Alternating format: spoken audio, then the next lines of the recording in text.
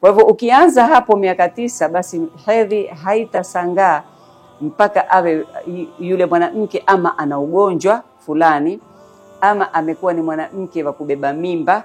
Mimba ndio inasababisha pia hedhi kufunga baadhi ya wanawake, na percentage ndogo ama asilimia ndogo katika wanawake wanapata hedhi na huku wajawazito. Hiyo ni asilimia kidogo sana, lakini wako wanawake wanapata hedhi na huku ni wajawazito. Kidogo huwa mushkil hapa, huwa hajijui ana ujauzito ama hana, mpaka asikele umito ama aone tumbo la fura ama mtoto yuapiga huku na huku. Funga pengine hedhi mwanamke anapofika miaka 45 kuendelea juu, ama wengine siku hizi kwa maisha yalivyokuwa na hali zilivyokuwa, hata chini ya miaka hiyo pengine 40 mwanamke anaanza kuona dalili za kufunga hedhi ambayo inaitwa menopause.